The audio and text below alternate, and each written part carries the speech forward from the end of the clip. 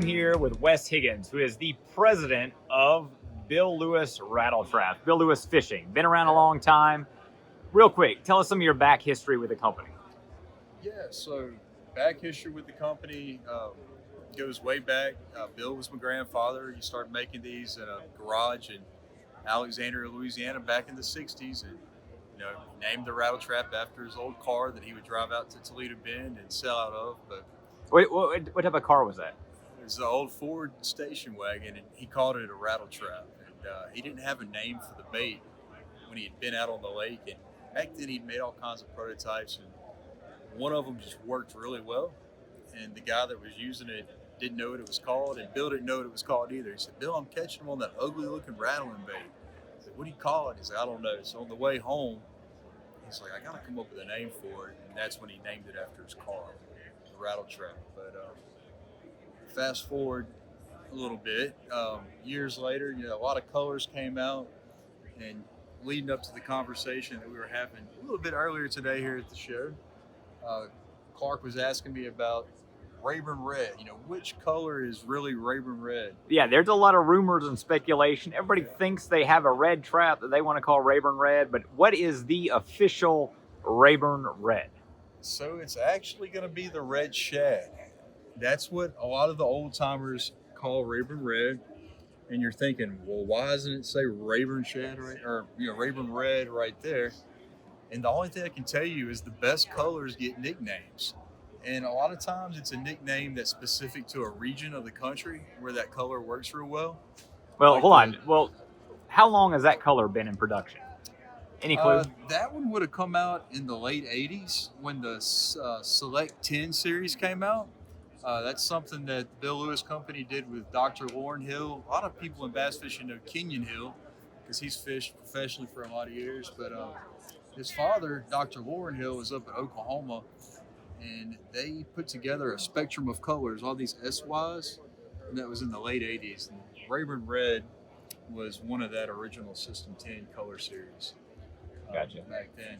But, So tell me some of these other nicknames that you've got for some of these Yeah. colors, and So, which like, ones are kind of famous? Because I know y'all have probably more colors than any other hard bait that's out there. In fact, you can kind of see this kind of like their modern color chart right here. They've got a lot of discontinued colors. Yeah, these are just the active ones. So we have about 3,000 colors overall that we've made since the 60s, but it's just not very efficient to keep all those active.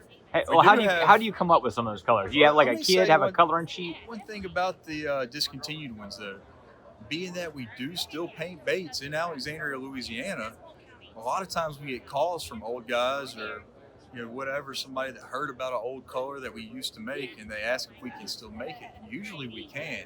We have a custom color program, and it's only about $8 a lure. You just have to order a minimum of 6.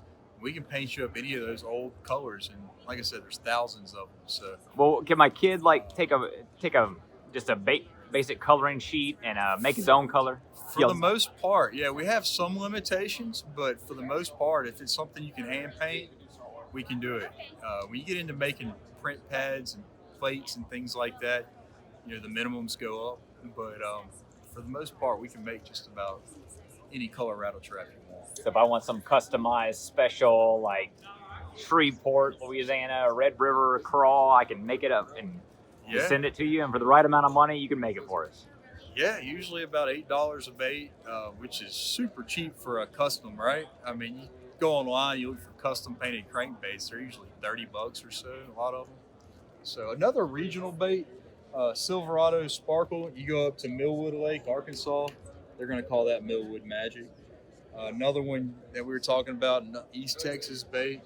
Not named for a region, but just more so named for the way it looks.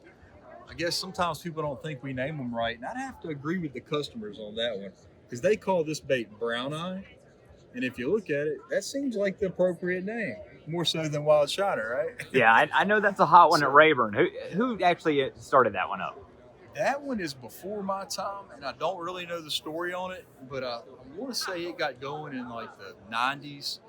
I tell you who would know would be Ann's Tackle in Jasper, because she dealt with Bill directly back then.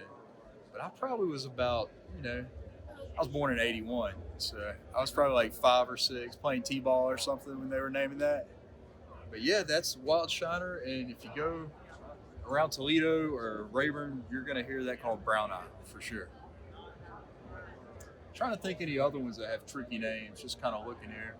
Well, here's one that I know and recognize. Yeah. Okay, we've got this whole zombie series, got this yeah. fish scale or a fish bone deal.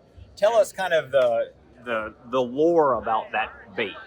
Yeah, so a guy that was really dominant in the tournament scene out in Toledo Bend, Rayburn area back in, what would you say, early 90s? 90s, early 2000s. Yeah, early 2000s, David Truax. He had a solid red, well, it was the red shad as I understand, or Rayburn red. And you can't see in this picture because it's from a side view, but this bait has a white belly underneath. You kind of catch a little bit on the tail there, you see? Yeah. By that last hook hanger, you see the white. But if you turned it upside down and just looked at the belly, it's solid white. And David thought that that was really key in making the fish bite. So he got a white paint pen out and just added a little bit more white. He put like a skeleton type pattern on there. And it was very elementary looking, just put on there with a white paint pen.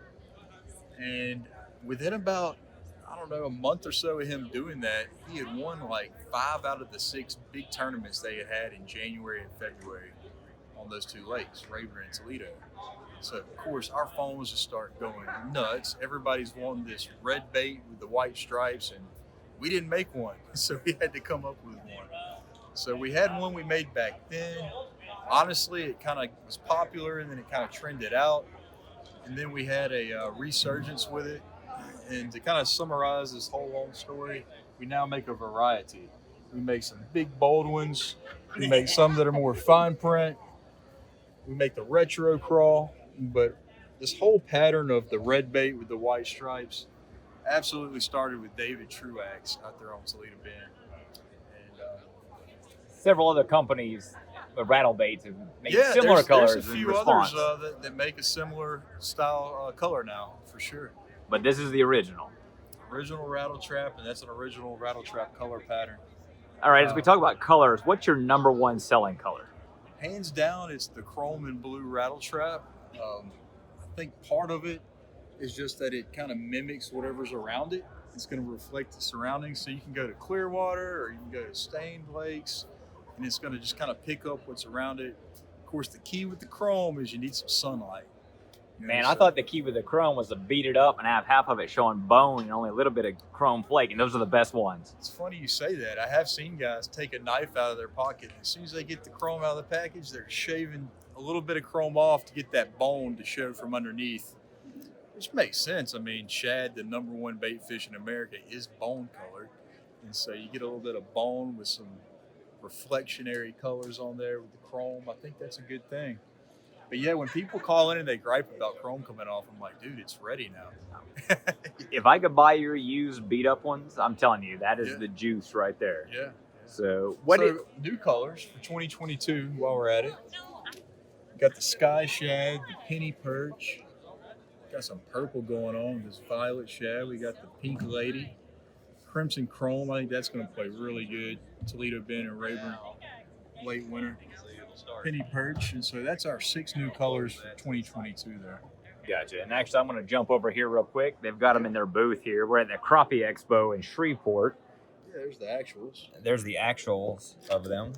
And that one's got kind of like a perch chrome look to it. Yeah. That one's got kind of a reddish back with a gold belly. That one's got more of a gold with a turquoise and chrome bottom.